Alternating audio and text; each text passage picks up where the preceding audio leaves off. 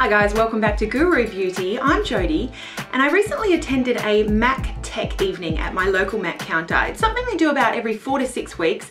Each one has a different theme and you pay $120, which is fully redeemable on product at the end of the evening. Mine was given to me by my husband Tony. He gave me the ticket to attend the evening for Christmas and then I got to spend the $120 fully redeemable again on product. The one that I attended was on bridal makeup techniques and we spent the first hour watching the MAC makeup artists do 2 different looks on models and they talked us through it. We had a beautiful little folder with all the steps on it. We got to ask questions as we went, watch the products in action, watch the looks come together. And then we spent 40 minutes playing with MAC products ourselves. They had a little table set up. It's after hours, so it's when the Maya store is actually closed. You've got the whole store to yourself. You've got your own mirrors and they bring you different products and talk you through and answer questions. There's about 1 MAC makeup artist to every 2 of us, I would say. I wanted to recreate one of the looks that I saw that evening. This one is the more sort of classic look for more of a natural looking bride. And of course this is a look that's not just for brides or bridal makeup. It's definitely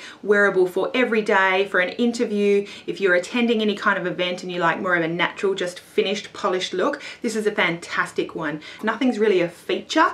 It's just finishing off and looking polished and fairly neutral, but really put together. So if you want to see how I got this look, keep on watching. So I start off spraying my face with MAC Fix Plus, followed by the MAC Prep and Prime SPF 50 primer all over my face. Now I'm using the Kevyn Aucoin Airbrush liquid foundation instead of the MAC Face and Body. Just that particular day I just needed a little bit more coverage. Next in with Benefit's Stay Don't Stray Eye Primer to make sure everything goes on smoothly and stays on all day. And then concealing here using a Chanel concealer. Going in with MAC's Paint Pot in Groundwork. I'm applying that all over the eye with a 217 like brush. Using the same brush, applying that groundwork underneath. That's a Pro Longwear eyeshadow in Sweet Satisfaction. I'm using the same brush to apply that over the paint pot, all over the lid and under the eye, right over the paint pot that I've put down. Now I'm going in with the highlighters, a mixture here of creamy Bisque and Blanc type, just to the brow bone with that same brush again, and also to the inner corner. Going in now with soft brown into the crease. That's just going to help soften everything out and give a slight bit of contour to the eye while keeping everything quite natural. Using a fluffier pencil shape brush to apply the soft brown under the eye as well. Now instead of a pressed pigment that they used, I'm using a Giorgio Armani Eyes to Kill shadow in number 9 just to apply a bit of shimmer and shine to the center of the lid. Going in with Embark eyeshadow now to the outer crease and the outer V area just to deepen up that dimension. Blending it up and into the crease with that same brush, very subtle. Now I'm just cleaning off my waterline with a bud before I'm using the NARS Larger Than Life eyeliner in Monica Blvd. They probably used Fascinating. And now I'm going in with a Stay All Day waterproof liquid liner from Stila in Black. I just use really small, short strokes to build it up, starting very thin in the center. I usually start about halfway across my lid and in short strokes just build it up. Then with my eye open, I draw that wing line and then join up the edge of that line to the lash line that I've just put down. Then cleaning it all up again with short strokes.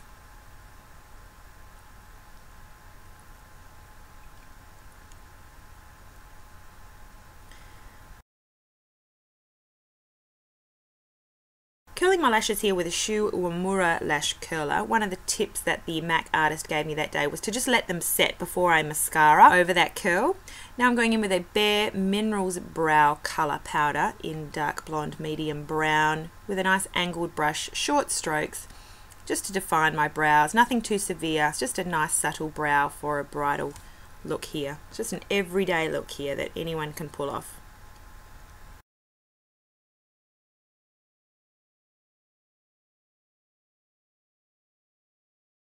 I'm cleaning that up. I went really overboard that day. I don't know why. I'm cleaning things up here with a cotton bud. Looks a lot better already. And then cleaning that up just a little bit further with some more concealer just to make sure that brow line is nice and neat and clean. And doing the same thing underneath the brow. Going back in to just perfect that brow line using the same product from Bare Minerals and the same brush.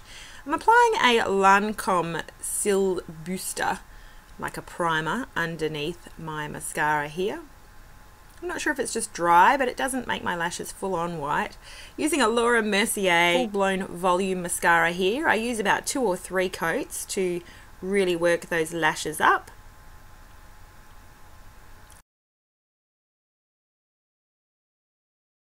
And now I'm going in with MAC's Powder Blush in Blunt.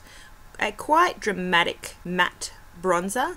Really nice. It's just all what you choose to apply it with and how much you build it up. You can use this on even fairest of skin tones.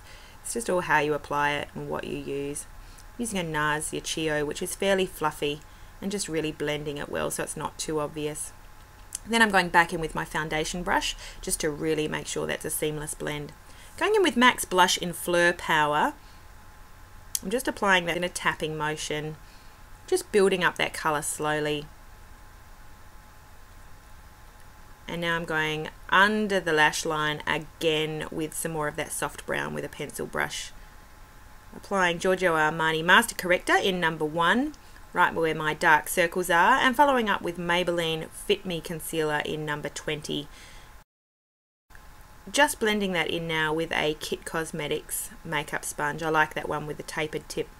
MAC's Mineralized Skin Finish Natural in Medium Plus with a really loose fluffy powder brush from Ray Morris, just to set everything to help it last. And going in with a cream colour base from MAC in Pearl, just dotting that along the cheekbones up around to my brow bone, just to give a nice sheen, a nice healthy glow. Cream colour bases are not my favourite of MAC's offerings, but that's what they used, so I wanted to use that one. A lip liner from Estee Lauder. It's the Double Wear Stay in Place lip pencil in Mocha. I've coloured in my whole lips with that, and followed up with a MAC lipstick in Please Me. And then I'm just going to add a little bit of dimension using Pretty Please, which is slightly lighter, just to the centre of the upper and lower lip. Finishing off with MAC Fix Plus to set everything and help it all meld in together.